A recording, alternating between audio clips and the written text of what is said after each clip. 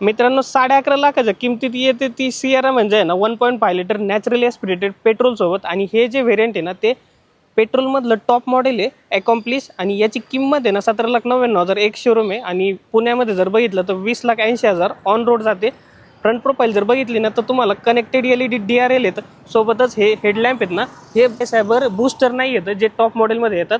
बाकी खाली जर बघितलं तर फॉग लॅम्प देखील अवेलेबल येतं. साईड प्रोफाईल जर चेक केली तर 17 इंचचे अलॉय व्हील्स येतं ज्याची डिझाईन ठीकठाक आहे. की इथे जर बघितलं तर 360 डिग्री कॅमेरा याच्यामध्ये अवेलेबल आहे. सोबतच तुम्हाला ब्लाइंड स्पॉट मॉनिटर देखील इथं जर बघितलं तर रिक्वेस्ट सेन्सर. आतमध्ये जर चेकआउट केलं तर या गाडीमध्ये तुम्हाला आहे ना 3 स्क्रीन आहेत. तर तुम्ही म्हणाल कसं, इथे तर फक्त 2 स्क्रीन येतं पण सोबतच तुम्हाला हेड्सअप डिस्प्ले देखील अवेलेबल आहे. 6 स्पीड मॅन्युअल ट्रान्समिशनमध्ये हे अवेलेबल आहे. सोबतच लोअर मॉडेलमध्ये तुम्हाला जो ऑटोमॅटिक DCAचा पण ऑप्शन आहे.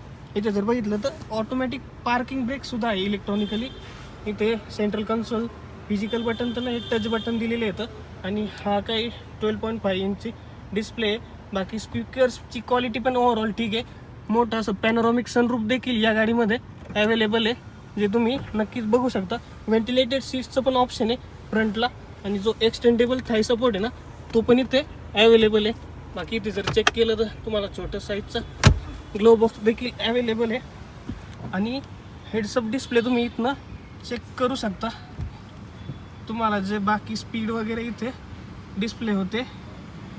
आणि रिअर प्रोफाईल जर गाडीची चेक केली ना आपण तर रिअरला तुम्हाला अशा प्रकारे प्रीमियम इंटिरियर अवेलेबल आहे. सोबतच तुम्हाला इथे आर्मरेस्ट विथ 2 कप होल्डर्स आणि 3 हेडरेस्ट देखील अवेलेबल येतात. सोबतच इथे प्रायव्हसी कर्टन्स देखील दिलेले आहेत. बाकी रिअर प्रोफाईल जर चेक केली तर तुम्हाला जे कनेक्टिंग लाईट आहे ती प्रोव्हाइड केलेली आहे. पण जे ॲनिमेशन आहे ना क्लोज आणि ओपनचं ते यामध्ये नाही आहे. फ्रंटला आणि रिअरला ऑटोमॅटिक जस्ट टेलगेट नाही आहे, तुम्हाला मॅन्युअली कंट्रोल करावं लागेल. बाकी 622 लिटरचा बूट स्पेस आहे. ओव्हरऑल असा काही लुक आहे या टाटा सिएरा ॲकॉम्प्लिश व्हेरियंटचा. कमेंट करून नक्की सांगा तुम्ही कुठली गाडी परचेस कराल. आणि अशाच ऑटोमोबाईल क्षेत्रातल्या माहितीसाठी तुम्ही आपल्या ऑटो ज्ञान मराठी पेजला फॉलो करायला विसरू नका. धन्यवाद.